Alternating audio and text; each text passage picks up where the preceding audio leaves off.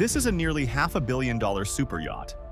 It's the kind of floating palace that feels like it belongs to a different reality. It has 6 decks, 2 helipads, a swimming pool, a private cinema, and even its own collection of spas. You might be imagining some incredible story of a person's rise from nothing to owning this. But for a yacht like this, that rags to riches story doesn't really exist. The real stories, the ones about how these floating palaces are lost, are even crazier than any story of how they're gained. They're packed with international sanctions, government investigators, and the dramatic downfall of some of the world's most powerful men. The story isn't about one person getting a yacht. It's about dozens of oligarchs losing them. Today, we're looking into the unbelievable true stories of how Russian oligarchs are losing their floating empires. The world of floating palaces. Before we get into how they're lost, you have to understand exactly what's at stake. We aren't talking about boats. We're talking about mobile mansions, symbols of unimaginable wealth and power that are longer than football fields and taller than most buildings. Take the Scheherazade. It's a 460-foot-long mega yacht valued at an estimated $700 million. Its annual running costs are around $70 million. Built in Germany by the legendary shipyard Lürssen, its exterior was designed by Espen Oino, one of the most famous yacht designers in the world. The inside is just as mind-blowing, with 6 levels, 22 cabins, gold-plated bathroom fixtures, a spa with a sauna and cryotherapy chamber, a huge gym, and 2 helipads. For years, its ownership was a total mystery. It's flagged in the Cayman Islands, and its owner is listed as a shell company, all layers of secrecy to hide who really benefits. Locals in the small Italian town where it often docked just called it Putin's yacht. While those rumors were never fully confirmed, Italian authorities eventually stated the yacht has significant economic and business links with prominent elements of the Russian government, and they seized it in May 2022. The Scheherazade is just one example. Dozens of these vessels, owned by billionaires and oligarchs with close ties to the Kremlin, were cruising the world's most glamorous seas. Until, all of a sudden, they weren't. The unraveling. For these oligarchs, the world changed overnight. Following the 2022 invasion of Ukraine, Western governments unleashed a tidal wave of sanctions. The goal was simple: cripple the powerful figures supporting the regime. And the most visible, glamorous, and vulnerable assets they had were their super yachts. Suddenly, these floating status symbols became floating targets.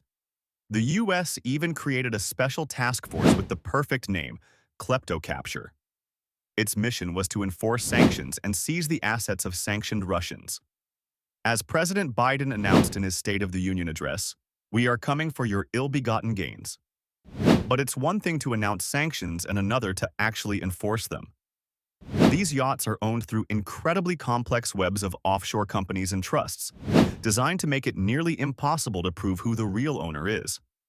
It was a challenge that forced governments to untangle a financial knot tied over decades. And just like that, an unprecedented global cat-and-mouse game had begun. The Great Yacht Hunt. As sanctions closed in, the super yachts started moving. Fast. A global community of online sleuths, using the hashtag #YachtWatch, began obsessively tracking them in real time. This crowdsourced intelligence effort used public data to follow the fleeing palaces. Their main tool is the Automatic Identification System, or AIS. It's a tracking system that broadcasts a ship's location, which anyone can monitor on websites like Marine Traffic. In the days after the invasion, you could watch as yachts linked to Russian oligarchs made sudden dashes from European ports toward places without extradition treaties like Turkey or the Middle East. But the oligarchs fought back. Many yachts just switched off their AIS transponders and vanished from public view. This is where the hunt got serious. Investigators and online sleuths turned to other methods. They used commercial satellite imagery to visually confirm if a yacht was in a port. They relied on a network of human intelligence, eyewitness accounts, photos from local fishermen, and social media posts from people who spotted these massive vessels in their local harbors. It turned into a global, digital manhunt. But even when a yacht was found, the fight was just getting started. The chase across the ocean was over, but the battle in the courtroom was next. Case study. The Amadea. No story captures this drama better than the Amadea. At 348 feet long, the Amadea is a masterpiece of luxury, complete with a helipad, a gorgeous pool, a private cinema, and a stunning winter garden on its sun deck. Valued at over $300 million, the U.S. Justice Department alleged it was owned by the sanctioned gold mining billionaire Suleiman Karimov. When sanctions hit, the Amadea was in the South Pacific. The U.S. issued a seizure warrant, and in a dramatic move, Fijian law enforcement with FBI help boarded and seized the yacht in May 2022. But then came the legal challenge. A man named Eduard Kudanitov, a former Russian oil executive who was not sanctioned, came forward claiming he was the real owner. U.S. prosecutors called this a classic straw owner setup. They pointed out that Kudanitov, while rich, probably didn't have the cash to own not only the Amadea, but also the $700 million Scheherazade, which he also claimed to own. An FBI agent put it bluntly in a court filing, calling Kudanitov a second-tier oligarch, being used to hide the assets of sanctioned elites. The legal battle dragged on for years. Finally, a U.S. judge rejected the ownership claim, and the yacht was formally forfeited. The U.S. Marshals Service recently confirmed that after being docked in San Diego and Everett, Washington, the Amadea was sold at a sealed bid auction in September. The final price and the new owner haven't been made public. The aftermath, a costly victory. Seizing a super yacht is one thing, maintaining it is something else entirely. These aren't like cars you can just lock up in a garage. They're complex machines that demand constant, expensive upkeep. A rule of thumb in the industry is that annual maintenance costs about 10% of the yacht's value. For the Amadea, court documents revealed that while in U.S. custody, it was costing taxpayers around $600,000 a month in running costs, plus another $144,000 in monthly insurance fees. Altogether, the maintenance bill was climbing toward $1 million a month. And it's a problem everywhere. Italy enthusiastically seized several yachts, including the Scheherazade, but has been left with a massive bill. The nation has reportedly spent tens of millions to maintain these frozen assets. They need electricity for air conditioning just to stop mold from growing, regular hull scraping, and a skeleton crew to keep the systems running. If they aren't maintained, their value plummets. This has created a bizarre financial trap for governments.